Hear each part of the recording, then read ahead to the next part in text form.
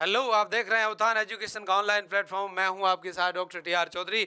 अपन last video में देख रहे थे कि मनुष्य में ह्यूमन हेल्थ या मानव स्वास्थ्य के बारे में बात कर रहे थे, जिसमें विभिन्न प्रकार की संक्रामक और असंक्रामक रोगों की उत्पत्ति, रोग कारक, रोग के लक्षण और रोगों का निदान और उनसे बचाव के क्या क्या मुख्य तरीके थे वे। और आज अपन इस वीडियो में देखने वाले संक्रामक रोगों का आप मुख्यतः बचाव कैसे कर सकते हैं और बचाव के साथ साथ आप इन रोगों का नियंत्रण भी कैसे कर सकते हैं।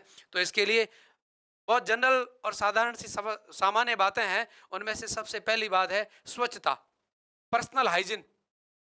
पर्सनल हाइजीन और जीवन जीने का जो तरीका है उसको आप अपने लाइफ स्टैंडर्ड को ऐसा मेंटेन करें जिसमें कि आपका आहार विहार और आपका रहन सहन ऐसा हो, आपकी दैनिक गतिविधियां, दैनिक जो नित्य क्रिया हैं वो ऐसी हो जिससे कि आपको कोई संक्रामक और असंक्रामक रोगों की उत्पत्ति नहीं हो। इसके लिए व्यक्तिगत स्वच्छता में शरीर में साफ सफाई, नाखूनों का टाइम पे काटना, बालों का काटना और शरीर में किसी विशेष प्रकार के पैथोजन का संक्रमण होने से पूर्व ही उससे बचाव के जो तरीके हैं वो मुख्य रूप से व्यक्तिगत स्वच्छता के अंतर्गत आते हैं। अगला है सामाजिक जागरूकता एवं शिक्षा।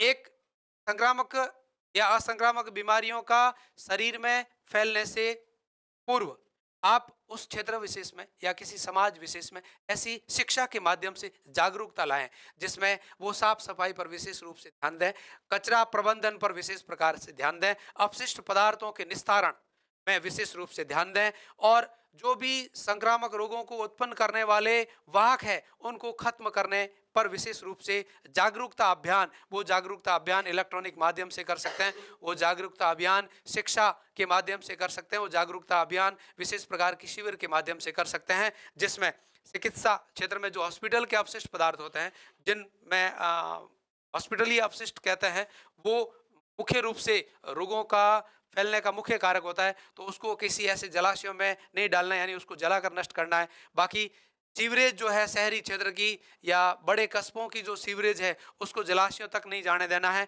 प्लस कचरा प्रबंधन का अच्छा जो है प्रबंधन हो जिसमें कि अपशिष्ट कचरे को जला करके या किसी विशेष अधिक गहराई में गाड़ करके उसको नष्ट कर देना है। ये सारे जो प्रबंधन है वो सामाजिकता जागरूक यानी सामाजिक जागरूकता और शिक्षा के अंतर्गत आता है जिसके माध्यम से आप संक्रामक और असंक्रामक बीमारियों से बच सकते हैं। तीसरा उपाय है रोग वाहकों का नियंत्रण। आप लोग जब रोग पड़ रहे थे संक्रामक रोग तो उसमें कुछ विशेष प्रकार के रोग वाहक थे, जैसे मलेरिया का फैलाव मादा एनोफ्लीज मच्छर से होता है और फैलेरिया या फिलेरियसिस जो रोग है, हाथी पांव रोग है, उसकी उसका जो फैलाव है वो मादा क्यूलेक्स मच्छर से होता है।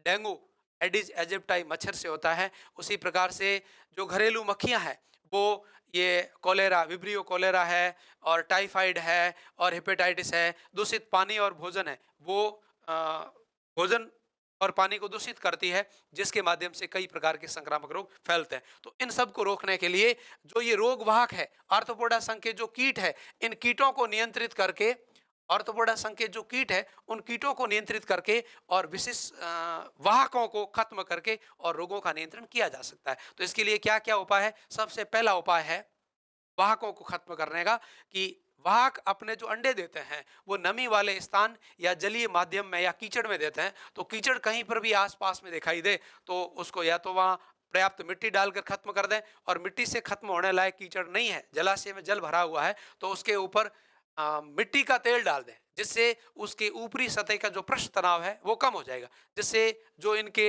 लार्वा होते हैं वो पानी में, अंडे या लार्वा पानी में डूब जाएंगे और श्वसन क्रिया की अनुपस्थिति या अभाव में मृत्यु हो जाती है। तो वाहक अपना गुणन यानी मल्टीप्लिकेशन नहीं कर पाएंगे। साथ ही साथ इनका जैविक नियंत्रण भी किया जा सकता है। गैम्बूसिया नामक मछलियां आती है जिनको आप जलाशयों में छोड़कर मच्छरों की लार्वा या जो ये रोग को वाहक करने वाले मच्छर है, कीट है, उनकी लार्वा को खत्म कर सकते हैं। अगला पेस्टिसाइड का छिड़काव करके, पेस्टिसाइड यानी पीड़कनाशक जो होते हैं, रासायनिक पीड़कनाशक केमिकल पेस्टिसाइड है, उनका छिड़काव करके भी आप ये अ, मच्छरों के गुणन को रोक सकते हैं। अगला है घरों के खिड़की दरवाजे या जहां पर भी खुले स्थान रहते हैं वहां पर जालियां लगा करके और मनुष्य तक मच्छर आए ही नहीं, काटे ही नहीं, तो रोग फैलेगा ही नहीं। अगला मच्छरदानी का प्रयोग करके या फिर अगला जो एक उपचार है वो है कि अ, मच्छरों को इन सभी उपायों में से सबसे जो अच्छा उपाय है वो है उनके प्रजनन सिस्टम, जो प्रजनन के कार्यस्थल है, प्रजनन स्थल है, उनको खत्म करना सबसे उपयुक्त है। और दूसरा है अ, मच्छरदानी और जालियों को लगा करके आप इन पीड़कनाशकों को खत्म कर सकते हैं। अगला जो तरीका है, चौथा जो व्यवस्था है रोगों के नियंत्रण की, वो केवल संक्रामक रोगों के नियंत्रण की व्यवस्था। असंक्रामक रोग इससे नहीं रुकते हैं।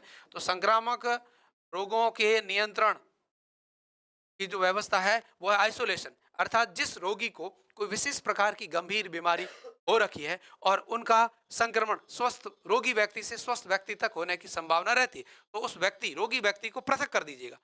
जैसे आपने कोरोना काल में देखा था कि कोरोना से ग्रसित जो भी व्यक्ति था उसको अलग से उनका एक रूम बना करके या विशेष जगह के अंदर उसको बाकी परिवार से या बाकी ह्यूमन बीइंग से पृथक कर देते हैं, जिससे कि उसके रोगाणु जो है वो एक रोगी व्यक्ति से ड्रॉपलेट माध्यम से, हवा के माध्यम से, संपर्क के माध्यम से, वस्तुओं के संपर्क के माध्यम से किसी स्वस्थ व्यक्ति में नहीं फैले। तो ये रोगों के नियंत्रण का एक और उपाय है, वो है आइसोलेशन।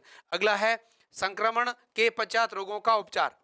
अब देखो ये बचाव का तरीका तो नहीं है, रोगों से बचाव का तो नहीं है, पर नियंत्रण का इसको जरूर कह सकते हैं कि रोग हो गया है और वो रोग आगे किसी स्वस्थ व्यक्तियों में नहीं फैले और उस व्यक्ति की भी मृत्यु नहीं करे। इस हेतु उस रोगों का उपचार करके और उस बीमारी पर आप नियंत्रण कर सकते हैं। तो अलग अलग प्रकार की बीमारियां, वायरल जो डिजीज आपने देखे थे उसमें एंटीवायरल ड्रग्स है, वैसे कम कारगर है, पर एंटीवायरल ड्रग्स के माध्यम से आप उसका उपचार कर सकते हैं। बैक्टीरियल जो डिजीज है उसको आप एंटीबैक्टीरियल ड्रग्स यानी मुख्यतः एंटीबायोटिक्स होती है उसके द्वारा नियंत्रण कर सकते हैं।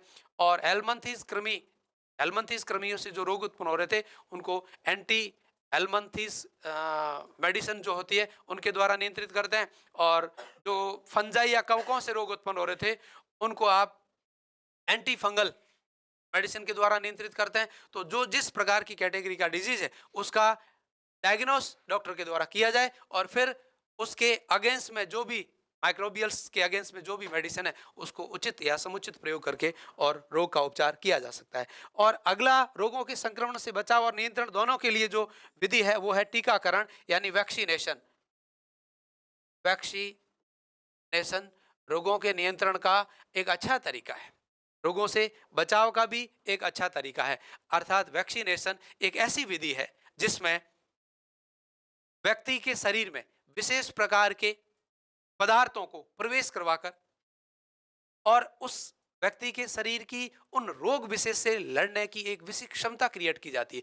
उस क्षमता को प्रतिरक्षा अर्थात रोगों से रक्षा करने वाली क्षमता कहती है। और ये क्षमता, ये जो पावर है वो वैक्सीनेशन के द्वारा यदि इंड्यूस की जाती है तो वो जन्म के उपरांत, जन्म के बाद क्रिएट हो रही है। अर्थात इसको अर्जित या उपार्जित या एक्वायर्ड इम्यूनिटी कहते हैं, जो विशेष प्रकार से रोग, विशेष प्रकार के रोगों से लड़ने में मदद करती है। अर्थात रोग से बचाव में सहायक है। कुछ विशेष प्रकार की एंटीबॉडी नामक पदार्थों को वैक्सीन के रूप में शरीर में भेजकर एक विशिष्ट रोग का उपचार भी किया जा सकता है। जैसे टेटनस उत्पन्न होने के बाद टेटनस टॉक्साइड को वैक्सीनेशन के रूप में भेजकर उपचार कर सकते हैं। या किसी को स्नैक ने बाइट कर दिया है तो एंटी विनोम, स्नैक का जो वह जहर है, विनोम है, पॉइजन है, उसके अगेंस्ट में पहले से संश्लेषित विशिष्ट प्रकार की एंटीबॉडीज को शरीर में भेज करके उस स्नैक बाइट से बचने का तरीका आगाज किया गया है या तरीका काम में लाया जाता है। अब किसी विशेष प्रकार के रोगों से या विशेष प्रकार की डिफॉर्मिटी से लड़ने के लिए आपके शरीर के पास विशेष प्रकार की क्षमता होती है। उस क्षमता को सम्मिलित रूप में एक तंत्र के द्वारा रिप्रेजेंटेट करते हैं और उस तंत्र का नाम है इम्यूनिटी सिस्टम, प्रतिरक्षा तंत्र। बहुत इंपॉर्टेंट टॉपिक है। टॉपिक का नाम क्या है? प्रतिरक्षा तंत्र। प्रतिरक्षा तंत्र क्या होता है? सिंपल और सीधी सी परिभाषा है कि मानव शरीर का वह तंत्र, बहुत सिंपल सटीक परिभाषा, मानव शरीर का वह तंत्र जो जो रोगाणुओं द्वारा शरीर में रोग उत्पत्ति का विरोध करती हो। मानव शरीर की वह क्षमता जो रोगाणुओं द्वारा मानव शरीर में रोग उत्पत्ति का विरोध करता हो, वो सिस्टम या वह तंत्र मिल करके संपूर्ण प्रतिरक्षा तंत्र या इम्यूनिटी सिस्टम का काम करता है। इम्यूनिटी कहलाती है या प्रतिरक्षा तंत्र कहलाती है। अब ये प्रतिरक्षा तंत्र है वो किससे मिलकर बनी होती है? विभिन्न प्रकार के ऑर्गन से मिलकर बनी होती है। अब वो ऑर्गन कौन कौन से होते हैं और वो ऑर्गन किस प्रकार से आपके शरीर में प्रतिरक्षा यानी रोगों से लड़ने की क्षमता क्रिएट करते हैं, वो क्षमता आपके पास जन्म से है या जन्म के बाद क्रिएट हुई है। जन्म से है तो वो किसी विशेष प्रकार की कोशिकाओं द्वारा नियंत्रित हो रही है या उन कोशिकाओं द्वारा स्रावित होने वाले विशेष प्रकार के रासायनिक पदार्थों द्वारा नियंत्रित हो रही है। उसके आधार पर अब उसका संश्लेषण कौन कब कैसे कर रहा है, इसके आधार पर संपूर्ण जो प्रतिरक्षा तंत्र है वो मुख्यतः पहली अवस्था में दो भागों में विभाजित है। तो प्रतिरक्षा तंत्र है वो शरीर में प्रतिरक्षा को उत्पन्न करता है और प्रतिरक्षा शरीर की वह क्षमता है जो विशेष प्रकार के रोगाणु द्वारा उत्पन्न होने वाले रोग का विरोध करेगी, प्रतिरोध करेगी। अर्थात आप ये ना समझें कि आप अपने आप को स्वस्थ या आप अपने शरीर का जो स्वास्थ्य है, जो आपका वेलनेस है, उसको आप किसी मेडिसिन के द्वारा क्रिएट कर सकते हैं। नहीं, कभी नहीं। मेडिसिन तो किसी होने वाले रोग को कम समय के लिए आप उस रोग से आपको बचा सकती, पर आप लॉन्ग लाइफ अपना अर्थात आप अपने संपूर्ण जीवन काल में विशेष प्रकार से रोगों से बच सकते हैं तो वो केवल एक ही तरीका है और वो है आपकी बॉडी की इम्यूनिटी पावर। अर्थात हमेशा एक ही बात पर ध्यान दे व्यक्ति कि मैं मेरे शरीर की रोग प्रतिरोधक क्षमता बढ़ाऊं, अर्थात इस शरीर में ऐसी क्षमता क्रिएट कर लूं जो एक विशेष प्रकार के रोगाणुओं या किसी भी रोगाणु के वृद्धि विकास और गुणन को रोक दे मेरे शरीर में, जिससे मैं कभी रोग से ग्रसित हो ही नहीं। तो प्रकृति ने जब ह्यूमन बींग्स का निर्माण किया, मानव शरीर का निर्माण किया, तब भी उसके शरीर में कुछ ऐसी क्षमताएं डाली।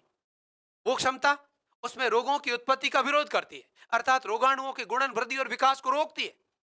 इस क्षमता को या ऐसी क्षमता मानव शरीर में उपस्थित ऐसी क्षमता जो उसके जन्म से ही उसके शरीर में उपस्थित है और वो शरीर में किसी रोगाणु की वृद्धि विकास और गुणन को रोककर रोग की उत्पत्ति का विरोध करती है, उसे आप इन्नेट या जन्मजात इम्यूनिटी कहते हैं।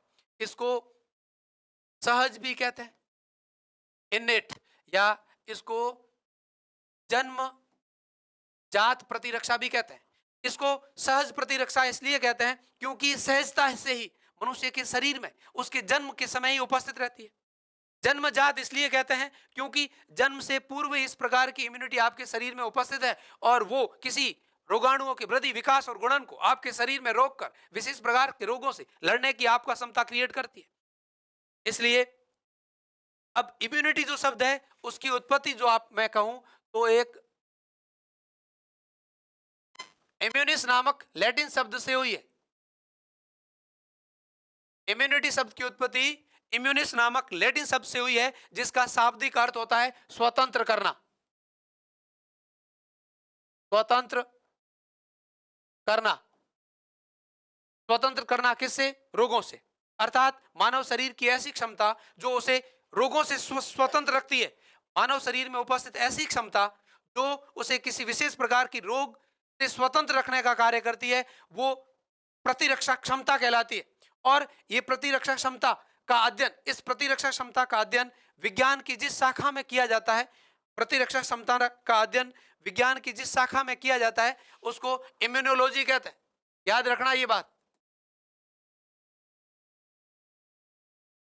जीव विज्ञान की वह शाखा जिसमें प्रतिरक्षा तंत्र का अध्ययन किया जाता है या शरीर की प्रतिरक्षा का अध्ययन किया जाता है उसे इम्यूनोलॉजी कहते हैं। इस शब्द की उत्पत्ति इम्यूनिस नामक लैटिन शब्द से हुई है, जिसका शाब्दिक अर्थ रोगों से स्वतंत्र रखना होता है। अगला पॉइंट, वॉन बेहरिंग वैज्ञानिक का नाम है जिसको इम्यूनोलॉजी अर्थात इम्यूनिटी का फादर या पिता में कहते हैं, जनक कहते हैं। वॉन बेहरिंग, ये तीन बात याद रखनी, इम्यूनोलॉजी, इम्यूनिस और वॉन बेहरिंग, ये तीनों शब्द इम्यूनिटी सिस्टम से जुड़े हुए हैं। अब अगली अपन बात करेंगे सहज या जन्मजात जो इम्यूनिटी होती है वो क्या होती है, किस किस रूप में शरीर में उपस्थित रहती है और कैसे अपना कार्य करती है, उनको किस प्रकार से वर्गीकृत किया जा सकता है। तो सहज, इन्नेट या जन्मजात जो प्रतिरक्षा है उसको मैं पहले ही डिफाइन कर चुका हूं कि मानव शरीर में उपस्थित ऐसी क्षमता, मानव शरीर में उपस्थित रोगों से लड़ने की ऐसी क्षमता जो उसके जन्म से ही या जन्म के पूर्व ही उपस्थित है और वो शरीर में किसी रोगाणुओं के वृद्धि विकास और गुणन को रोककर रोगों की उत्पत्ति का विरोध करती है। अर्थात रोगी होने से रोकती है, अर्थात रोगी से स्वतंत्र करती है, उसे सहज या जन्मजात प्रतिरक्षा कहते हैं। बहुत सिंपल सी परिभाषा है। अब जो सहज या जन्मजात प्रतिरक्षा है वो किस प्रकार से रोगाणुओं के संक्रमण को रोकती है या किस किस रूप में उपस्थित है, तो सबसे पहला जो है वो है फिजिकल बैरियर। फिजिकल बैरियर को आप शारीरिक प्रतिरोध कहते हैं। फिजिकल बैरियर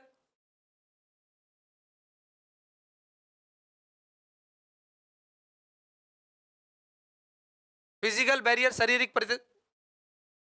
प्रतिरोध, अर्थात आपके शरीर में उपस्थित कुछ ऐसी फिजिकल संरचना, ऐसी भौतिक संरचना या ऐसी मानव प्रकृति निर्मित एक ऐसी कार्य की फिजियोलॉजिकल संरचना। तो जो शारीरिक प्रतिरोध या फिजिकल बैरियर जो होते हैं, उन फिजिकल बैरियर के अंदर प्रकृति ने मानव शरीर में कुछ ऐसी संरचना क्रिएट की है, शारीरिक की संरचना क्रिएट की है जो रोगाणुओं की वृद्धि विकास या रोगाणुओं के शरीर में प्रवेश होने से रोकती है। जैसे उदाहरण के तौर पे आप कह सकते हैं नासा मार्ग की श्लेष्मीय उपकला, फेफड़ों संपूर्ण रेस्पिरेटरी सिस्टम की रेस्पिरेटरी सिस्टम की जो अंदर से श्लेष्मिया आवृत जो उपकला है वो, साथ ही आपकी बाह्य त्वचा पर केराटिन का एक पतला परत उपस्थित रहती है जो रोगाणुओं के आंतरिक प्रवेश को रोकती है। आमाशय के अंदर उपस्थित अम्लीय माध्यम, आपकी आंखों के अंदर उपस्थित लाइसोसोमल एंजाइम, आंखों के जो आंसू निकलते हैं या टीयर ग्लैंड के द्वारा जो अश्रु स्रावित होते हैं, उनकी जो अम्लीय प्रवृत्ति है, आमाशय से स्रावित होने वाला हाइड्रोक्लोरिक अम्ल, साथ ही आपकी त्वचा की केराटिन, साथ ही आपके नासा मार्ग और श्वसन तंत्र का संपूर्ण जो श्लेष्मीय आवृत स्तर है वो किसी विशेष प्रकार के रोगाणु को शरीर के अंदर प्रवेशित होने से रोकता है। इस प्रकार की सहज इन्नेट या जन्मजात प्रतिरक्षा जो है उसको आप फिजिकल बैरियर या शारीरिक प्रतिरोध कहते हैं। दूसरा है फिजियोलॉजिकल बैरियर, कार्य की प्रतिरोध, कार्य की प्रतिरोध, अर्थात आपके शरीर में संपन्न होने वाली कुछ ऐसी विशेष प्रकार की फिजियोलॉजिकल एक्शन, कार्य की क्रिया, फिजियोलॉजिकल एक्टिविटी जो रोगाणुओं के वृद्धि विकास और गुणन को रोककर आपको स्वस्थ रखने का प्रयास करती है, आपको स्वस्थ बनाए रखने का प्रयास करती है।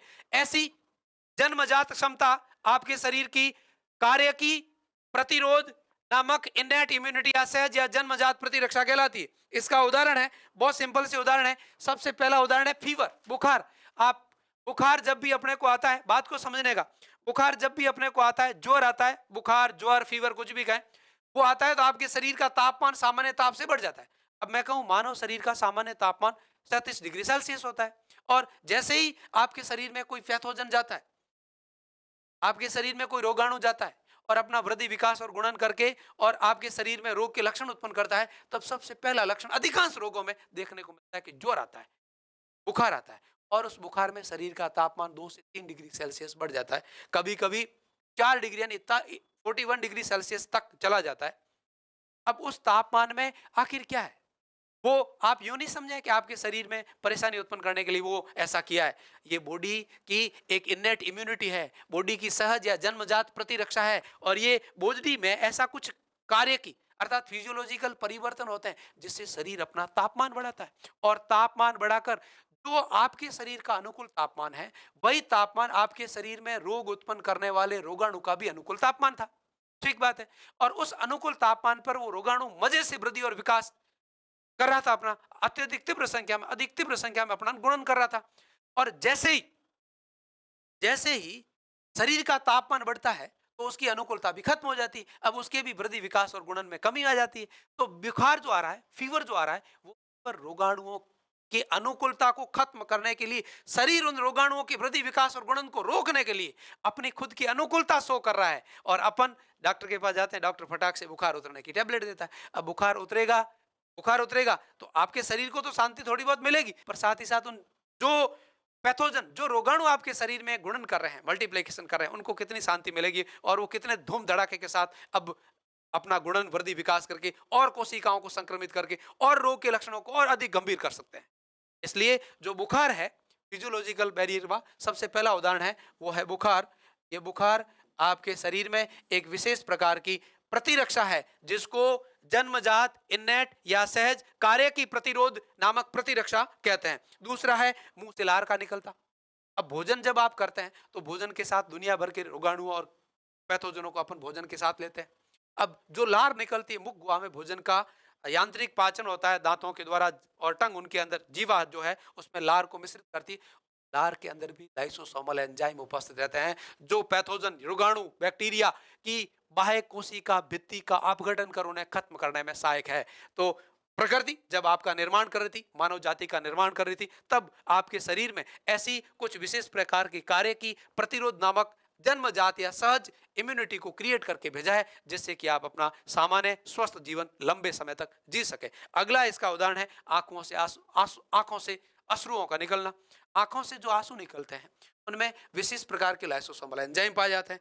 ये आंखें सीधी प्रकृति के संपर्क में, तो हवा के अंदर बहुत सारे पैथोजन घूम रहे हैं, वो आपके आंखों में सीधे प्रवेशित होते हैं, तो आपके टीयर ग्लैंड से निकलने वाले आंसू उन पैथोजनों को लाइसोसोमल एंजाइमों की सहायता से, जल अपघटनीय एंजाइमों की सहायता से अपघटित कर आपके आंखों को स्वस्थ करने के साथ साथ विभिन्न प्रकार के रोगाणुओं को शरीर में प्रवेशित होने से रोकने में सहायक होता है। अगला अमाशय के अंदर निकलने वाला हाइड्रोक्लोरिक अम्ल है, वो भी एक विशेष प्रकार की कार्य की प्रतिरोध का उदाहरण है। जो यदि कोई पैथोजन इस मुख गुहा से इसोफेगस यानी ग्रसिका द्वारा स्टोमक अमाशय में पहुंच गया है, तो वहां पर भी हाइड्रोक्लोरिक ऑक्जेंटिक सेल के द्वारा अम्लीय माध्यम को उत्पन्न करने के लिए हाइड्रोक्लोरिक अम्ल का स्त्रावण होता है, और वो हाइड्रोक्लोरिक अम्ल उस भोज्य पदार्थों में उपस्थित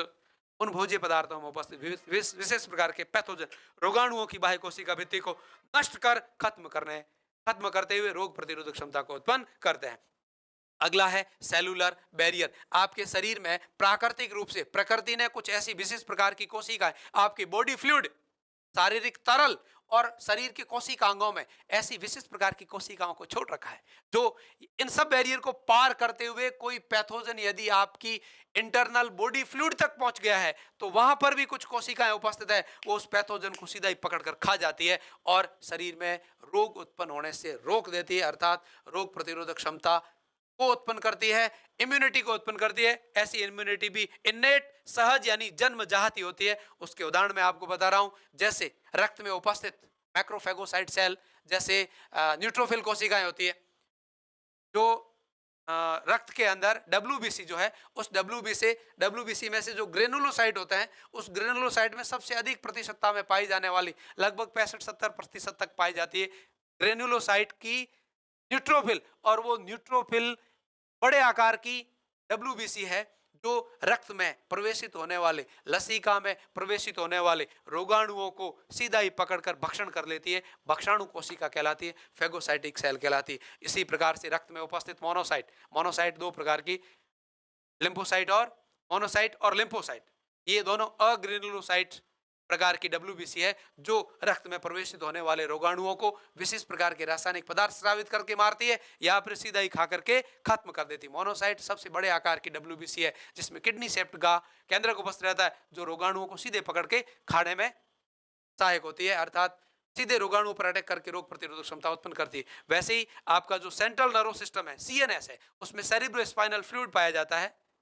मस्तिष्क सेरिब्रोस्पाइनल फ्लूइड मस्तिष्क आवरण द्रव होता है, उस द्रव में विशेष प्रकार की न्यूरोगेलियल सेल पाई जाती है। वो न्यूरोगेलियल सेल भी सीधा पैथोजन को खाने में सहायक होती है, पैथोजन को खत्म करती है। अगली जो आपकी कोशिका है वो है लीवर के अंदर पाई जाने वाली कूफर्स की कोशिका, बहुत इंपॉर्टेंट है। लीवर की कूफर्स सेल, कूफर की जो कोशिका है, कूफर ने इसकी खोज की थी, बड़े आकार की कोशिका है जो माइक्रोफेगोसाइट्स का कार्य करती है, अर्थात माइक्रो ऑर्गेनिज्म को सीधे ही पकड़कर खा जाती। ये कोशिकाएं इंटरनल ऑर्गन या बॉडी फ्लूइड में उपस्थित रहते हुए रोग प्रतिरोधक क्षमता उत्पन्न करती है, और ये कोशिकाएं भी जन्म से उपस्थित है, अर्थात जन्मजात या सहज प्रतिरक्षा का निर्माण करती है। अगली जो क्रिया है सहज प्रतिरक्षा के रूप में शरीर के अंदर जन्म से ही उपस्थित रहती है, वो है साइटोकाइनिन बैरियर। साइटोकाइनिन बैरियर एक विशेष प्रकार की कोशिकाओं द्वारा स्रावित होने वाले विशेष प्रकार के रासायनिक पदार्थ होते हैं, जो शरीर में उत्पन्न होकर दूसरी निकटवर्ती कोशिकाओं में रोगाणुओं के संक्रमण का विरोध करते हैं।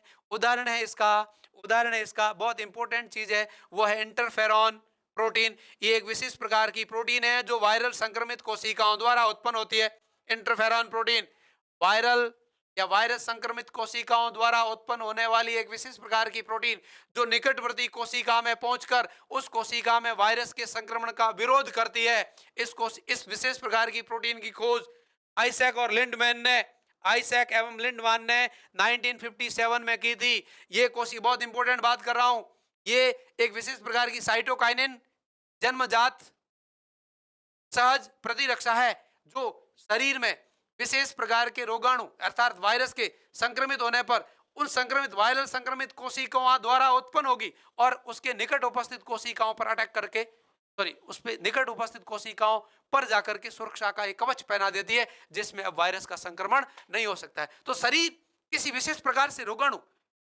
प्रकार के रोगाणु या पैथोजन के संक्रमण से बचने का हर संभव प्रयास करता है, पर उस प्रयासों में जब शरीर हार जाता है तब वो होता है, अर्थात उस रोग की उत्पत्ति होकर शरीर में विषमताएं या डिफॉर्मिटी उत्पन्न होती है। तो ये थी आपकी सहज या जन्मजात इम्यूनिटी, और सहज या जन्मजात इम्यूनिटी आपके शरीर में किस प्रकार से कार्य करती है वो सारी बातें। अब साइटोक्रोन, इस साइटोकाइनिन बैरियर में एक तो इंटरफेरॉन होता है, एक और क्रिया होती है, आपने एलर्जी नाम सुना होगा, उसमें एनाफाइलेटिक रिएक्शन होती है। और एनाफाइलेटिक रिएक्शन में शरीर के संयोजी ऊतकों में उपस्थित मास्ट कोशिकाओं द्वारा, इंपॉर्टेंट बात बता रहा हूं, शरीर की संयोजी ऊतकों में उपस्थित मास्ट कोशिकाओं द्वारा हिस्टामिन नामक रासायनिक पदार्थ का स्त्रावण होता है। हिस्टामिन जो रासायनिक पदार्थ है वो वैसोडाइलेटर अर्थात वाहिका विस्पारक का कार्य करता है। वैसोडाइलेटर या वाहिका विस्पारक का कार्य करता है, जिसमें रक्त केशिकाओं और बॉडी फ्लूइड को एक स्थान से दूसरे स्थान तक ले जाने वाली जो वाहिकाएं होती है, वेसल्स होती है, उनकी परमेबिलिटी बढ़ जाती है। उनकी परमेबिलिटी बढ़ने से जो इंट्रासेलुलरिक जो नलिकाओं में चलने वाला फ्लूइड है वो फ्लूइड नलिकाओं से बाहर आ जाता है, जिससे एक्स्ट्रा सेलुलरिक फ्लूइड की मात्रा बढ़ जाती है और वो मात्रा बढ़ने से वहां सूजन उत्पन्न हो जाती है, वहां रेड स्पॉट उत्पन्न हो जाते हैं। उस सूजन के कारण वो पैथोजन भी एंडोमाइटोसिस की क्रिया के द्वारा खत्म हो जाता है। रोगाणु भी वहां पर उस इन्फ्लामेशन की क्रिया में अंतःपरासरण की क्रिया के कारण खत्म हो जाता है। तो जो इन्फ्लामेटरी रिएक्शन होती है, एनाफाइलेटिक रिएक्शन होती है, वो भी रोगाणुओं को खत्म करने हेतु आपके शरीर की जन्मजात या इनेट प्रकार की इम्यूनिटी है जो विशेष प्रकार के रोगाणु को खत्म करने के लिए शरीर दर्शाता है। तो ये तो थी आपके शरीर में पाई जाने वाली विशेष प्रकार की इनेट इम्यूनिटी और इस इनेट इम्यूनिटी का कार्य करने का तरीका। इनेट इम्यूनिटी किस किस प्रकार से कार्य करती है। दूसरी जो इम्यूनिटी है वो है आपकी एक्वायर्ड इम्यूनिटी, अर्थात मानव शरीर में रोगों से लड़ने की वह क्षमता जो जन्म के बाद उत्पन्न होती है। मानव शरीर में किसी विशेष प्रकार के रोगों से लड़ने की वह क्षमता जो मनुष्य की उत्पत्ति के बाद, उसके जन्म के बाद उत्पन्न होती है, उसे आप क्या कहते हैं? उपार्जित या एक्वायर्ड इम्यूनिटी कहते हैं। अब एक्वायर्ड या उपार्जित जो इम्यूनिटी होती है वो अपने कुछ विशिष्ट प्रकार के लक्षण भी रखती है। क्या लक्षण है? अर्थात वो कैसे कार्य करती है, उसके कार्य करने की प्रवृत्ति क्या है, किस पर कार्य करती है, उसकी कितने टाइम तक वो कार्य करती है।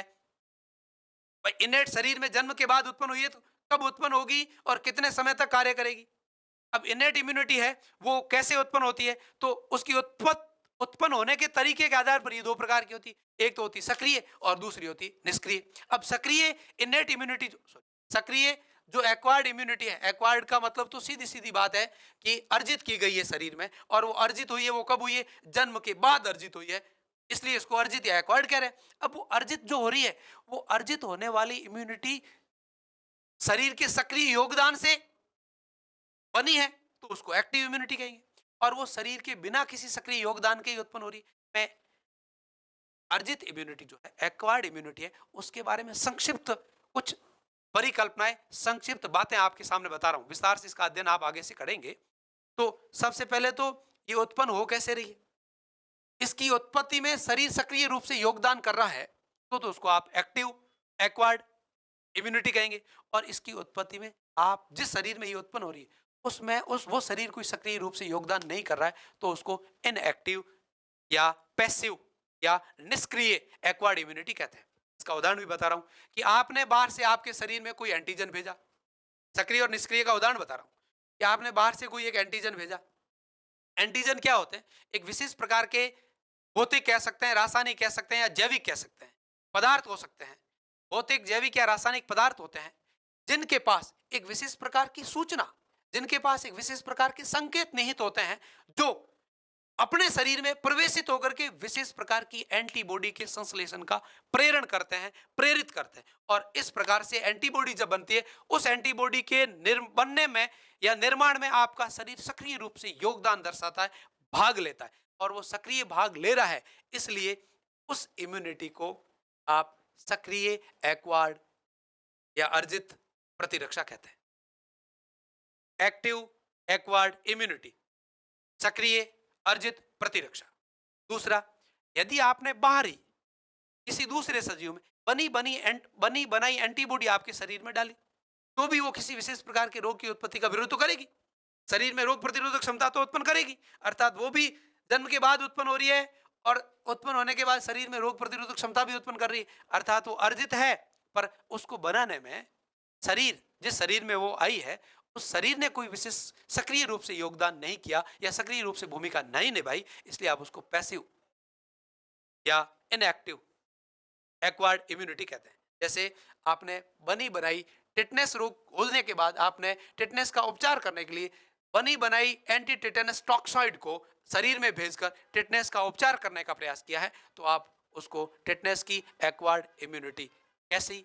इनएक्टिव अर्थात पैसिव अर्थात निष्क्रिय एक्वायर्ड इम्यूनिटी कहते हैं। अब जो ये इम्यूनिटी होती है, उस इम्यूनिटी के कुछ विशेष प्रकार के लक्षण भी होते हैं। कौन कौन से लक्षण है? सबसे पहला लक्षण है कि ये प्रतिजन विशिष्टता दर्शाती है, अर्थात ये एंटीजन स्पेसिफिक का एक विशेष सिम्टम दर्शाती है, जिसके अंतर्गत शरीर में किसी विशेष प्रकार के एंटीजन के विरुद्ध बनने वाली उपार्जित प्रतिरक्षा, शरीर में किसी विशेष प्रकार के एंटीजन के विरुद्ध उत्पन्न होने वाली उपार्जित प्रतिरक्षा आपके शरीर में बनकर के पड़ी है, तो भविष्य में, फ्यूचर में, जब भी वो विशिष्ट एंटीजन आपके शरीर में प्रवेशित होगा, वो उसके अगेंस्ट में फटाक से काम करके उसको खत्म कर देगी।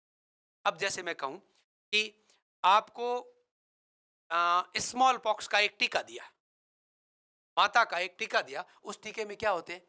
उस टीके के अंदर विशेष प्रकार के एंटीजन आपके शरीर में भेज दिए जाते हैं। किसके एंटीजन? स्मॉल पॉक्स के एंटीजन। अब वो स्मॉल पॉक्स के एंटीजन आपके शरीर में गए हैं, तो उसके अगेंस्ट में आपके शरीर ने एक विशेष प्रकार की सक्रिय रूप से कार्य करते हुए एक विशेष प्रकार की एंटीबॉडी आपके शरीर में बना करके स्टोर कर रखी है। अब वो एंटीबॉडी क्या करेगी? एंटीबॉडी होती क्या, आगे बताऊंगा। वो एंटीबॉडी क्या करेगी? वो एंटीबॉडी आपके शरीर में विशेष प्रकार की मेमोरी टी सेल होती है, उसमें स्टोर हो जाती है। अब फ्यूचर में उस शरीर के अंदर या आपका शरीर, उस शरीर, आपके शरीर में जब भी कोई स्मॉल पॉक्स का वायरस आएगा, तो साथ वो एंटीजन आएगी, और वो एंटीजन आते ही पहले से बड़ी हुई एंटीबॉडी उस एंटीजन के साथ रिएक्शन करेगी, और एंटीजन एंटीबॉडी एग्लूटिनेशन क्रिया, एंटीजन एंटीबॉडी एग्लूटिनेशन क्रिया में उस वायरस को खत्म कर दिया जाएगा, और वो वायरस शरीर में गुणन वृद्धि विकास नहीं कर पाएगा, जिससे आपको स्मॉल पॉक्स होगा नहीं। ऐसा ही काम मलेरिया के विरुद्ध होता है, ऐसा ही काम अभी कोविड की जो वैक्सीन है उसमें हो रहा है। समझ रहे हैं मेरी बात? तो ये प्रतिजन विशिष्ट होती है, अर्थात एक विशिष्ट प्रकार के प्रतिजन के द्वारा ही सक्रिय होकर और अपना कार्य करती है। दूसरा है प्रतिरक्षात्मक स्मृति। प्रतिरक्षात्मक स्मृति अर्थात अर्जित जो भी इम्यूनिटी उत्पन्न की जाती है, अर्जित इम्यूनिटी जो भी शरीर उत्पन्न करता है, वो अपने शरीर के अंदर लंबे समय तक स्टोर होकर के और आपके शरीर में रोग को बनाए रखने का कार्य करती है। इस अवस्था को या इस गुणधर्म को ही इसका प्रतिरक्षात्मक स्मृति कहते हैं। अगला है दीर्घकालिता। दीर्घकालिता, इसके में ये जो इनेट थी वो तो जन्म से है, मरोगे तब तक रहेगी। ये अपना टाइम पीरियड अलग अलग रखेगी, पर सामान्यतः ऐसा प्रयास किया जाता है, शरीर ऐसा प्रयास करता है कि जो भी अर्जित इम्यूनिटी उत्पन्न होती है, अर्जित प्रतिरक्षा उत्पन्न होती है वो लंबे समय तक प्रभावी रहे और रोगों से लड़ने की क्षमता डाले। अगला इसका जो गुणधर्म है वो है विभेदात्मक क्षमता, अर्थात इसमें ये विभेद करने की क्षमता पाई जाती है कि मैं किसके विरुद्ध हूं। जैसे कहीं बैठे हैं, आप बैठे हैं और 10 लोग बाहर से आ रहा है, तो उसमें से एक व्यक्ति ऐसा है 10 में से जिनसे आपकी पटती नहीं है, जिससे आपकी पटरी बैठती नहीं है, तो आप उसका विरोध करोगे और 9 का विरोध नहीं करोगे। वैसे क्यों? क्योंकि आप में ये विभेदन करने की क्षमता है कि वो मेरे लिए खतरनाक है और बाकी वाले मेरे मित्र है, वो एक मेरा शत्रु है। तो ये जो एक्वायर्ड इम्यूनिटी है उसमें भी मित्र और शत्रु की प्रसार पहचान करने की, मित्र और शत्रु की पहचान करने की क्षमता पाई जाती है। इसी क्षमता को विभेदात्मक क्षमता या डिफरेंशिएशन डायग्नोसिस करने की पावर कहते हैं। तो ये था आपका एक्वायर्ड और इनेट इम्यूनिटी के विशिष्ट गुणधर्म और उनके कार्य। अब जो अर्जित है, जो अर्जित इम्यूनिटी है वो अपना कार्य करती है, उसके कार्य करने की प्रवृत्ति, बहुत इंपॉर्टेंट बात बता रहे हैं, यहां पर इंपॉर्टेंट है, प्रश्न पूछा जाता है। जो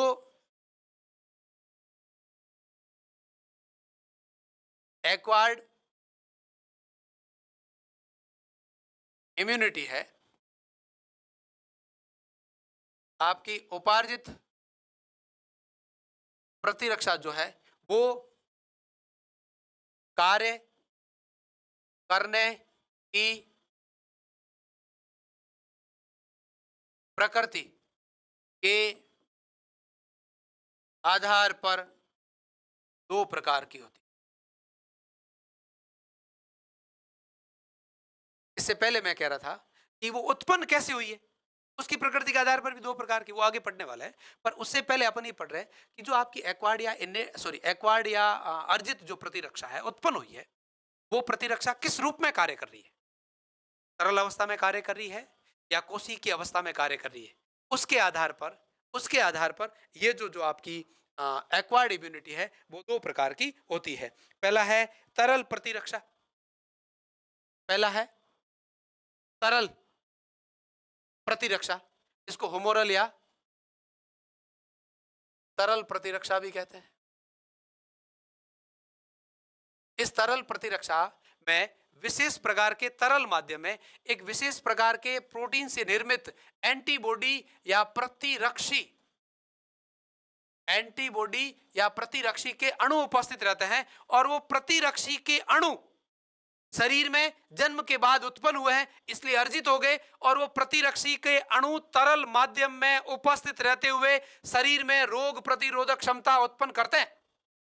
वो प्रतिरक्षी के अणु प्रोटीन से निर्मित विशेष प्रकार के प्रतिरक्षी यानी एंटीबॉडी के अणु शरीर के तरल माध्यम मतलब फ्लूइड, लसिका, लिम्फ या ब्लड यानी रक्त में उपस्थित रहते हुए रोगों से या रोगाणुओं से लड़ने की क्षमता रखते हो या रोगाणुओं से लड़कर शरीर में रोगों की उत्पत्ति को रोकते हो, तो इसको आप होमोरल या तरल या एंटीबॉडी मीडिएटेड इम्यूनिटी कहते हैं। प्रतिरक्षा के द्वारा नियंत्रित होने वाली इम्यूनिटी कहते हैं। अब दूसरी है, आपके शरीर में कुछ विशेष प्रकार की कोशिकाएं उपस्थित है, उन कोशिकाओं द्वारा आपके शरीर में कुछ विशेष प्रकार की कोशिकाएं उपस्थित है, उन कोशिकाओं द्वारा सीधे ही रोगाणुओं के, और वो कोशिकाएं जन्म के बाद विशेष प्रकार की कोशिकाएं बनी और वो कोशिकाएं आपके शरीर में विशेष प्रकार की प्रतिरक्षा को उत्पन्न कर रोगाणुओं के वृद्धि विकास और गुणन को रोककर रोगों की उत्पत्ति का विरोध करे, तो उसे सेलुलर इम्यूनिटी या सेल मीडिएटेड इम्यूनिटी कहते हैं। अब इन दोनों में अंतर पढ़े अपन विस्तार से, तो एक तो है होमोरल या एंटीबॉडी मीडिएटेड इम्यूनिटी और दूसरा है सेलुलर या सेल मीडिएटेड इम्यूनिटी। दोनों बहुत इंपॉर्टेंट है और अपने आप में इंपॉर्टेंट होने के साथ साथ समझने योग्य टॉपिक है। तो सबसे पहला अंतर है कि एंटीबॉडी मीडिएट जो इम्यूनिटी है उसको शरीर में उपस्थित जो बी लिम्फोसाइट होते हैं वो नियंत्रित करते हैं या उत्पन्न करते हैं आपके शरीर में जो बी लिम्फोसाइट। अब बी लिम्फोसाइट और टी लिम्फोसाइट क्या है, उन दोनों में अंतर हो जाना चाहिए। ये सेल मीडिएटेड तरल माध्यम या तरल प्रतिरक्षा और कोशिका प्रतिरक्षा को पढ़ने से पहले पहला अंतर जो इसका आता है वो ये आता है कि जो तरल प्रतिरक्षा है उसको बी लिम्फोसाइट उत्पन्न करते हैं और जो सेलुलर इम्यूनिटी है उसको टी लिम्फोसाइट के द्वारा उत्पन्न किया जाता है। पहला अंतर बहुत इंपॉर्टेंट कि जो तरल प्रतिरक्षा है वो बी लिम्फोसाइट के द्वारा उत्पन्न किया जाता है और जो सेल मीडिएट कोशिका नियंत्रित या कोशिका के द्वारा उत्पन्न होने वाली एक्वायर्ड इम्यूनिटी है टी लिम्फोसाइट द्वारा उत्पन्न किया जाता है। लिम्फोसाइट तो शरीर में होती है पहले, पर बी और टी लिम्फोसाइट उत्पत्ति के बाद क्रिएट होती है। लिम्फोसाइट आपकी शरीर में रक्त की उत्पत्ति के साथ ही इरिथ्रोपोइटोजेनेसिस या ल्यूकोसाइटोपिनेसिस की क्रिया के दौरान ही उत्पन्न हो जाती है, पर उसमें बी लिम्फोसाइट कौन सी रहेगी, टी लिम्फोसाइट कौन सी रहेगी, ये दोनों आपके जन्म के बाद क्रिएट होती है। तो बी लिम्फोसाइट और टी लिम्फोसाइट क्या है, एक विशेष प्रकार की WBC है या श्वेत रक्त कणिका है जिनमें ग्रेनुलोसाइट अर्थात उनके कोशिका द्रव्य में विशेष प्रकार की कणिकाएं उपस्थित नहीं रहती है और इन कणिकाओं की उपस्थिति के कारण इनका कोशिका द्रव्य किसी विशेष प्रकार के अभिरंजन से अभिरंजित भी नहीं होता है। अर्थात लसिका अणु जो है वो अपनी उत्पत्ति और अपने परिपक्वन के आधार पर दो प्रकार का होता है। अपनी उत्पत्ति दोनों टी लिम्फोसाइट हो या बी लिम्फोसाइट हो, इन दोनों की उत्पत्ति कहां होगी, बोन मेरो में होगी। अब तो अंतर क्या है, अंतर यह है कि बी लिम्फोसाइट बोन मेरो में उत्पन्न होने के बाद अपना परिपक्वन यानी मैच्योरेशन बोन मेरो में ही दर्शाता है, तो उसको बी लिम्फोसाइट कहते हैं। बी मतलब बोन मेरो में परिपक्वन दर्शाने वाली लिम्फोसाइट।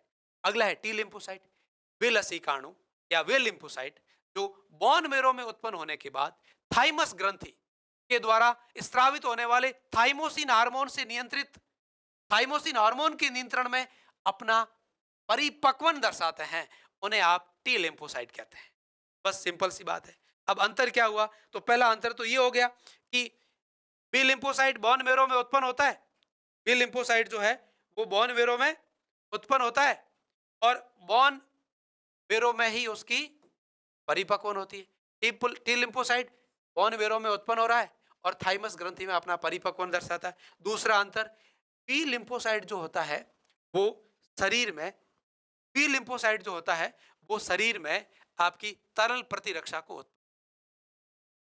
बी लिम्फोसाइट है वो आपके शरीर में तरल मीडिएट या होमोरल इम्यूनिटी को उत्पन्न करता है। कैसे उत्पन्न करता है, इसके द्वारा एक विशेष प्रकार के प्रोटीन के अणुओं का संश्लेषण और स्त्रावण किया जाता है जो शरीर में उपस्थित रह के रोगाणुओं के साथ आने वाले प्रतिजन यानी एंटीजन को पहचान कर उनसे जुड़ करके और एंटीजन एंटीबॉडी एग्लूटिनेशन क्रिया के द्वारा रोगाणुओं को खत्म करती है। अर्थात इसको तरल माध्यम में उपस्थित रहते हुए या तरल के अंदर विशेष प्रकार के एंटीबॉडी या प्रतिरक्षी अणुओं को उत्पन्न कर शरीर में रोगाणुओं की वृद्धि और विकास को रोकने में सहायक होती है। कौन, बी लिम्फोसाइट। ये टी लिम्फोसाइट शरीर में कोशी के रूप में तरल है, उस तरल के अंदर कोशी के रूप में उपस्थित रहती है और सीधे ही अलग अलग प्रकार की होती है।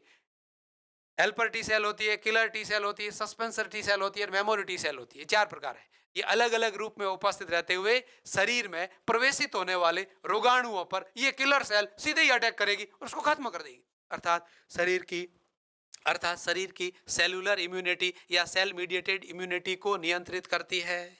ठीक बात है, ठीक बात है।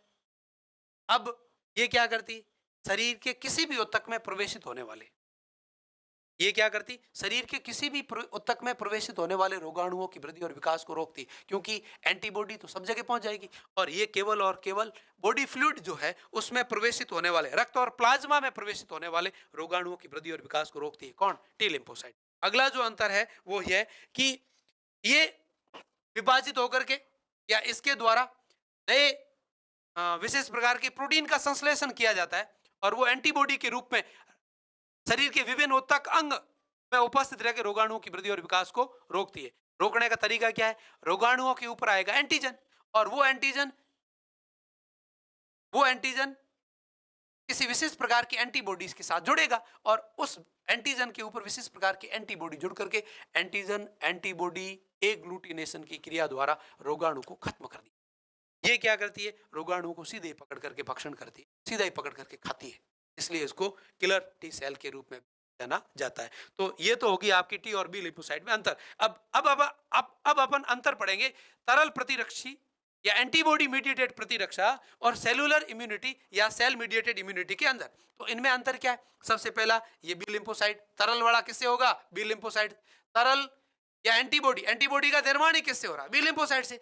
और ये बी लिम्फोसाइट तरल माध्यम में बी लिम्फोसाइट से उत्पन्न होने वाली एंटीबॉडी तरल माध्यम में शरीर के अंदर उपस्थित रहते हुए रोगाणुओं के साथ आने वाले एंटीजन के साथ जुड़ करके एंटीजन एंटीबॉडी एग्लूटिनेशन क्रिया के द्वारा रोगाणुओं को खत्म करती है। इसलिए इस तरल प्रतिरक्षा या प्रतिरक्षी मीडिएटेड इम्यूनिटी की उत्पत्ति आपकी बी लिम्फोसाइट के द्वारा होती है। सेल मीडिएटेड इम्यूनिटी शरीर के तरल अवस्था यानी तरल माध्यम रक्त और लसिका में प्रवेशित होने वाले रोगाणुओं को किलर टी सेल सीधे ही अटैक कर भक्षण कर जाती है। और शरीर की कौन सी इम्यूनिटी को उत्पन्न करती है? शरीर की कौन सी इम्यूनिटी को उत्पन्न करती है? आपके सामने ही है। कौन सी इम्यूनिटी को? सेल मीडिएटेड इम्यूनिटी को उत्पन्न करती है। अब अगला अंतर क्या है? अगला अंतर यह है कि जो सेल मीडिएटेड इम्यूनिटी है ये तरल अवस्था में उपस्थित रहते हुए कार्य करती है, और ये प्रोटीन के रूप में उपस्थित रहते हुए अपना कार्य करती है। अगला अंतर क्या है? अगला ये है कि ये जो है तरल माध्यम की प्रतिरक्षी, ये विशेष प्रकार के उत्तक अंग यानी शरीर के प्रत्येक भाग में अपनी रोग प्रतिरोधक क्षमता को उत्पन्न करने में सहायक है, और ये केवल और केवल तरल अवस्था यानी रक्त और लसी की अवस्था में ही रोग प्रतिरोधक क्षमता को खत्म करने में सहायक है। अब ये क्या होती है? शरीर में एक बार बनने के बाद लंबे समय तक स्टोर होकर के एक विशेष प्रकार के स्पेसिफिक रोगाणु के विरुद्ध रोग प्रतिरोधक क्षमता उत्पन्न करती है, और ये कोई रोगाणु विशेष के प्रति किसी रोगाणु विशेष के प्रति स्पेसिफिक नहीं होती, किसी रोगाणु विशेष के प्रति स्पेसिफिक नहीं होती। ये तो सभी प्रकार के रोगाणु, जितने भी रोगाणु आएंगे उन सभी के विरुद्ध कार्य करती है, उन्हें मार करके खत्म करने में सहायक होती है। अब ये लंबे समय तक रहती है, और इसकी आयु खत्म होते ही, आयु मतलब क्या है? किलर टी सेल की विशेष आयु होती है, वो खत्म होने के बाद नई किलर टी सेल बनेगी और वो फिर से इम्यूनिटी को उत्पन्न करेगी। अर्थात ये लंबे समय तक रहती है और ये छोटे समय तक रहती है। तो ये थी आपकी एक्वायर्ड इम्यूनिटी, जिसमें उपार्जित प्रतिरक्षा कार्य करने की प्रवृत्ति के आधार पर, अर्थात वो तरल माध्यम में कार्य कर रही है या कोशिका माध्यम में कार्य कर रही है। तरल माध्यम में कार्य कर रही है तो उसमें कौन कार्य कर रहा है? एंटीबॉडी कार्य कर रही है, और वो एंटीबॉडी बी लिम्फोसाइट के द्वारा उत्पन्न होकर के और शरीर की विभिन्न उत्तक अंग कोशिका और तंत्र में पहुंचकर शरीर की रोग प्रतिरोधक क्षमता को उत्पन्न करने के आधार पर ये एक्वायर्ड इम्यूनिटी दो प्रकार की थी अपने कार्य करने की प्रवृत्ति के आधार। अब एक्वायर्ड इम्यूनिटी में आपने एक विशेष प्रकार की चीज को देखा, वो थी प्रतिरक्षी अणु, एंटीबॉडी मॉलिक्यूल। अब प्रतिरक्षी क्या होती है? प्रतिरक्षी अणु क्या काम करती है? प्रतिरक्षी अणु कैसे काम करती है? प्रतिरक्षी अणु की संरचना क्या होती है? प्रतिरक्षी अणु किससे बनी होती है? एंटीबॉडी या प्रतिरक्षी, एंटीबॉडी या प्रतिरक्षी का अणु क्या होता है? तो सबसे पहले प्रतिरक्षी अणु की आप संरचना देखें तो मानव शरीर में बी लिम्फोसाइट से उत्पन्न होने वाले जो प्रतिरक्षी अणु है उनकी सामान्यतः या प्रारूपिक जो स्ट्रक्चर है, टिपिकल स्ट्रक्चर है, वो इस प्रकार की होती है, जिसमें बीच में दो भारी श्रृंखलाएं दिखाई दे रही है, जो दो हल्की श्रृंखलाओं के साथ डाई सल्फर बॉन्डिंग, ये सल्फर और सल्फर, इसको डाई सल्फर बॉन्ड कहते हैं। दोनों भारी श्रृंखलाएं डाई सल्फर बॉन्ड द्वारा आपस में जुड़ी रहती है, और इन दो भारी श्रृंखलाओं से ये हैवी चेन है, ये भी हैवी चेन है, इन दो भारी श्रृंखलाओं से दो हल्की श्रृंखलाएं भी डाई सल्फर बॉन्ड के द्वारा आपस में जुड़ी रहती है। अब प्रत्येक श्रृंखला का निर्माण एमिनो अम्लों के बहुलीकरण से होता है, अर्थात एंटीबॉडी या प्रतिरक्षी प्रोटीन से बने हुए अणु होते हैं, अर्थात प्रोटीन के बहुलीकरण अर्थात एमिनो अम्लों के बहुलीकरण से निर्मित होने वाले अणु होते हैं, जिसमें हल्की जो श्रृंखला होती है उसमें 200 20 के आसपास एमिनो अम्ल होते हैं और भारी जो श्रृंखला होती है उसमें 500 से अधिक एमिनो अम्ल है वो उपस्थित रहते हैं प्रत्येक श्रृंखला में। अब अमीनो सॉरी एंटीबॉडी की प्रत्येक अणु में दो भारी श्रृंखला और दो हल्की श्रृंखला होती है। अब भारी श्रृंखला में भी एमिनो अम्ल एक निश्चित क्रम में उपस्थित है, अर्थात एक ही प्रकार के एमिनो अम्ल उपस्थित है, तो उसको कहते हैं कांस्टेंट रीजन। जैसे यहाँ लिखा हुआ होगा, ये है कांस्टेंट रीजन, ये दिखाई दे रहे हैं, ये फिर ये फिर ये और फिर ये, जिसको मैंने ब्लैक कलर यानी व्हाइट एंड ब्लैक में दिखा रखा है, वो कांस्टेंट रीजन है। अर्थात इन श्रृंखला, इस हल्की या भारी श्रृंखला में उपस्थित ऐसे क्षेत्र जहां उपस्थित एमिनो अम्ल एक ही प्रकार के एमिनो अम्लों का बहुलीकरण कंटिन्यूट रूप से हुआ है, तो उनको आप constant region of heavy and light chain कहते हैं। भारी और हल्की श्रृंखला के कांस्टेंट क्षेत्र कहते हैं। अब इनके साथ साथ ही इन भारी और हल्की श्रृंखलाओं में दोनों में ही कुछ ऐसे क्षेत्र भी होते हैं जिनका निर्माण परिवर्तनशील एमिनो अम्लों से होता है, जिनका निर्माण परिवर्तनशील एमिनो अम्लों के बहुलीकरण से होता है, तो उनको कहते हैं वेरिएबल नंबर या variable region of heavy chain.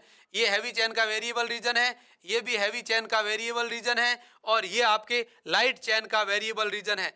ये भी लाइट चेन का वेरिएबल रीजन है और ये भी लाइट चेन का वेरिएबल रीजन है। तो भारी और हल्की श्रृंखलाओं के वे स्थान जहां उपस्थित एमिनो अम्लों की पुनरावृत्ति में बहुत अधिक विभिन्नता देखने को मिलती है, उसे आप variable region of light and heavy chain कहते हैं।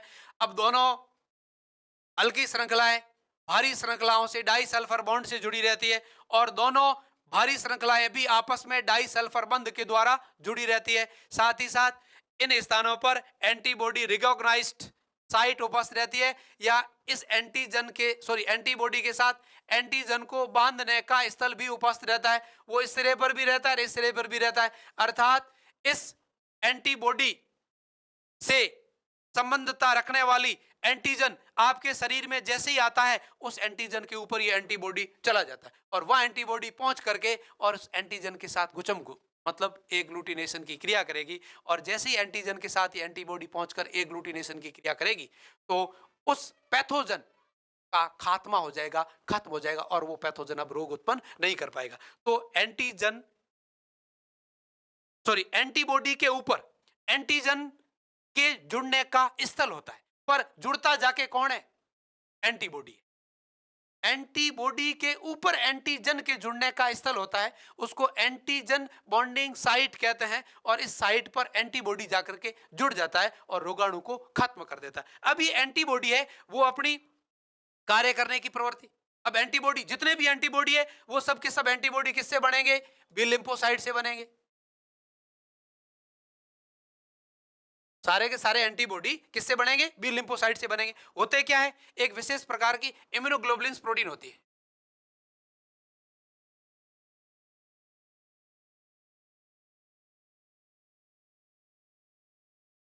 इम्यूनोग्लोबुलिन्स प्रोटीन होती है जिनको गामा प्रोटीन या गामा ग्लोबुलिन्स भी कहते हैं। और क्या नाम है इनका? गामा इम्यूनोग्लोबुलिन्स प्रोटीन का है या गामा ग्लोबुलिन्स प्रोटीन का है, एक ही नाम है। ये एक विशेष प्रकार की प्रोटीन है जो बी लिम्फोसाइट के द्वारा मानव शरीर में उत्पन्न होती है, और इसकी संरचना ऐसी रहती है, और इसे ही आप प्रतिरक्षी कहते हैं, प्रतिरक्षी के अणु कहते हैं।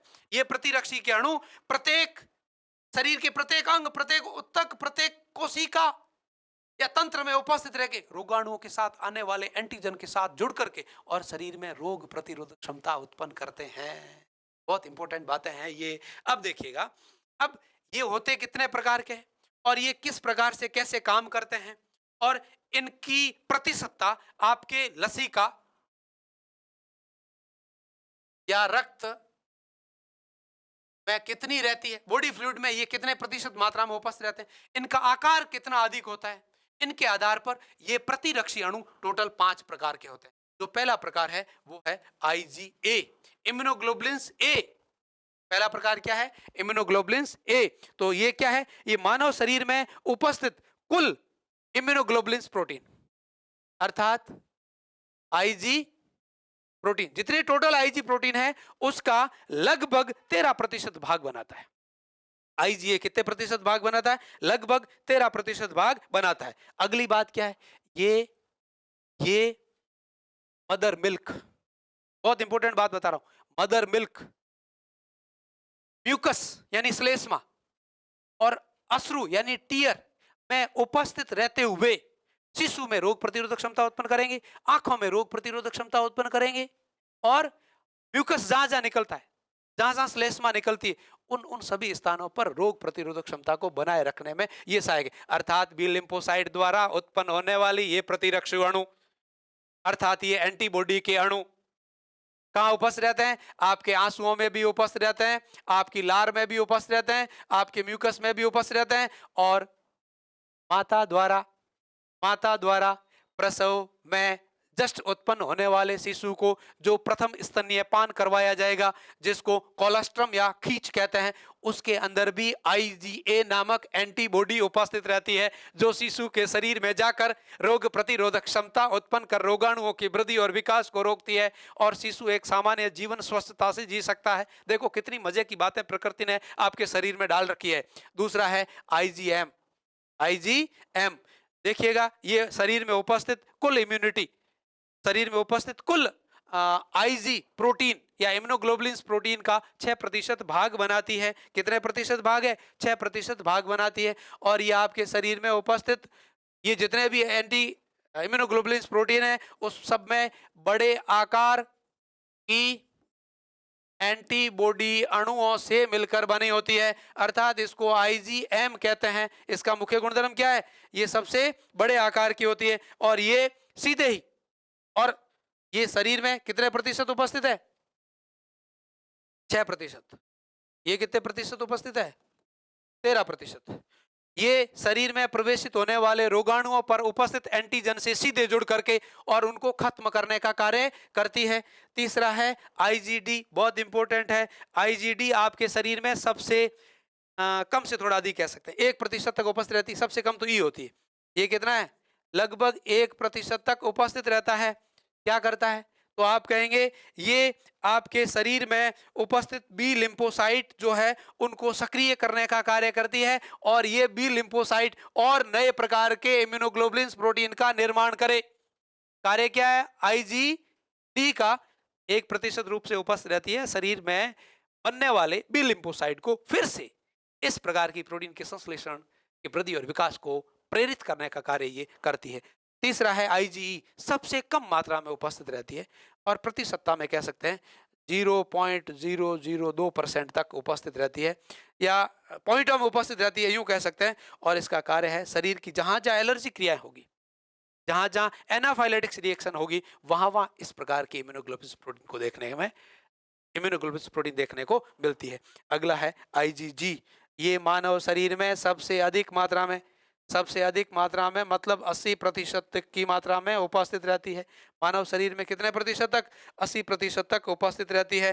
तथा अगला पॉइंट, बहुत इंपॉर्टेंट पॉइंट बता रहा हूं, ये एक ही ऐसी इम्यूनोग्लोबुलिन प्रोटीन होती है जो अपरा के प्लेसेंटल बैरियर को पार कर माता से शिशु में स्थानांतरित होती है। बहुत इंपॉर्टेंट पॉइंट, आईजीजी गंभीर है, जी का मतलब गंभीर, और बात भी वहां पर गंभीर होगी। कौन सी गंभीर बात?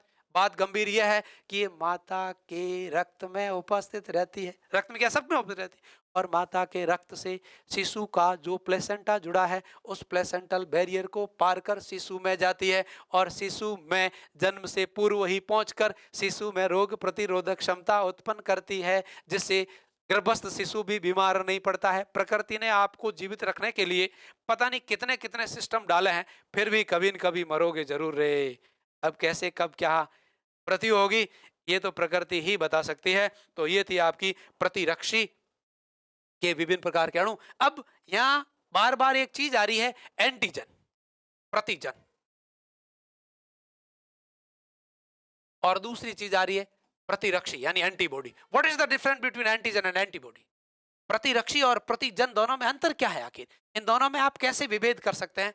या प्रतिजन क्या है, प्रतिरक्षी क्या है? तो सबसे पहला अंतर है कि प्रतिजन जो होता है ये बाह्य कण होता है। ये बाह्य कण हो सकते हैं, भौतिक कण हो सकते हैं, जैविक कण हो सकते हैं, ये कोई रासायनिक कण हो सकते हैं, जो शरीर में प्रवेशित होकर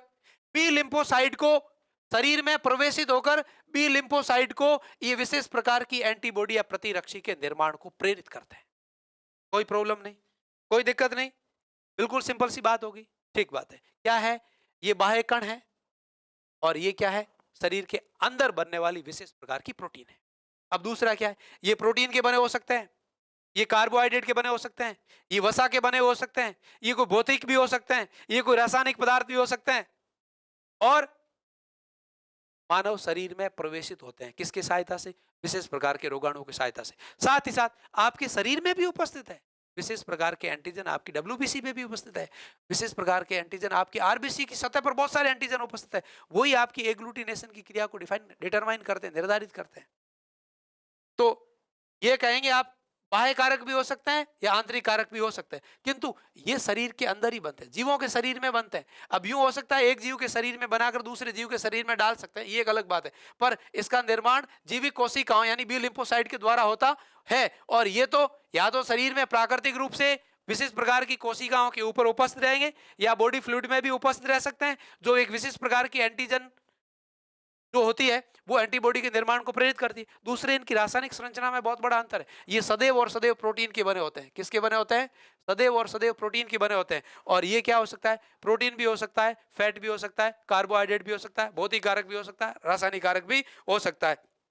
अगला क्या है? ये रोगाणुओं के सतह पर उपस्थित रह सकते हैं, साथ ही साथ आपके शरीर में उपस्थित विशेष प्रकार की कोशिकाओं की सतह पर भी उपस्थित हो सकते हैं।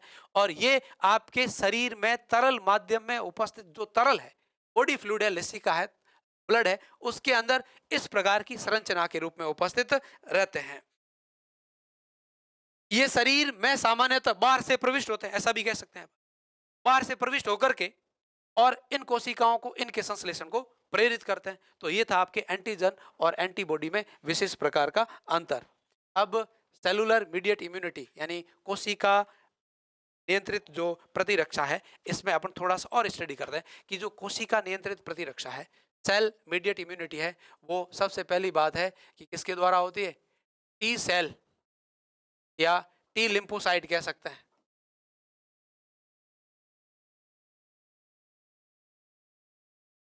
के द्वारा उत्पन्न की जाती है।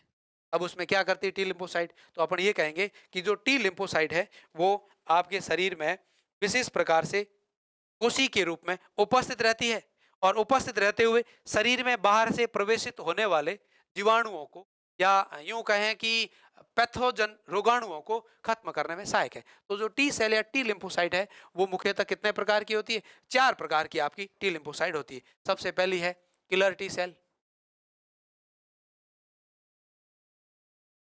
ये किलर टी सेल ये क्या करती है? शरीर के तरल माध्यम में उपस्थित रहती हुई यानी रक्त और लसिका में उपस्थित रहती हुई बाहर से आने वाले रोगाणुओं को सीधा ही पकड़ कर खा जाती है, अर्थात किल्ड कर देती है, मार देती है। इसलिए उसको साइटोटॉक्सिक रासायनिक पदार्थों का स्रावण करके भी मार सकती है और सीधा पकड़ करके भी खत्म कर सकती है, इसलिए इसको किलर टी सेल कहते हैं। दूसरी है हेल्पर टी सेल। दूसरी क्या है? Helper T cell.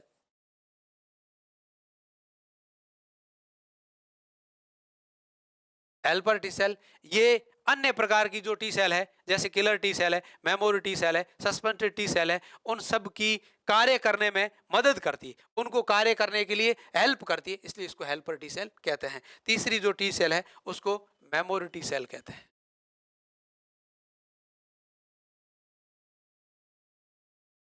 Memory T cell. Memory T cell क्या करती है भाई? आपके शरीर की स्मृति, शरीर की स्मृति का मतलब क्या है? आपके शरीर में विशेष प्रकार के एंटीजन का प्रवेशित हुआ और आपके शरीर में विशेष प्रकार के एंटीजन के प्रवेश होने से आपकी बी लिम्फोसाइट द्वारा एक विशेष प्रकार की एंटीबॉडी का निर्माण किया गया और इस प्रकार से जो एंटीबॉडी बनी है वो एंटीबॉडी आपकी मेमोरी टी सेल में आके स्टोर हो जाती है। एंटीबॉडी मेमोरी टी सेल में आके स्टोर हो रही है और एक स्मृति का निर्माण कर देती है कि भविष्य में उस प्रकार की एंटी बॉडी को निर्माण करने वाला एंटीजन जब भी शरीर में आएगा, उस एंटीजन के या उस एंटीजन के साथ जो भी वायरस या जो भी बैक्टीरिया जो भी पैथोजन आएगा उस विकास और गुणन को रोक देती है, खत्म कर देती है, मार देती है। इसलिए इसको मेमोरी टी सेल अर्थात विशेष प्रकार की प्रतिरक्षा जो एक्वायर्ड प्रतिरक्षा है उसको आपके शरीर में स्मृति बनाए रखने के लिए या स्मृत करने के लिए आपके काम आती है। और चौथी है सदमित या सस्पेंडेड टी सेल। इसको आप सदमित या सस्पेंडेड टी सेल सदमित है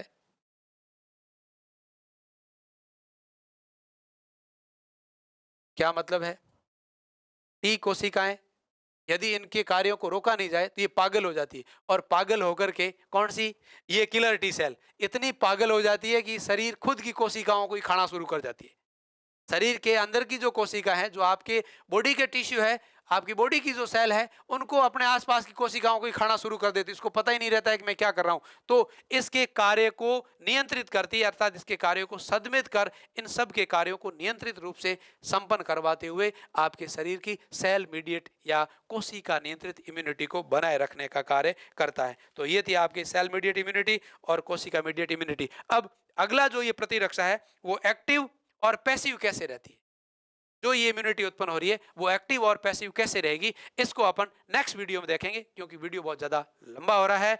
और आपने आपके शरीर में उत्पन्न होने वाली विभिन्न प्रकार की प्रतिरक्षाओं, विभिन्न प्रकार की इम्यूनिटी किस रूप में कैसे उत्पन्न होकर के आपके शरीर को रोगाणुओं से बचाने का प्रयास करती है, उसके बारे में देखा है।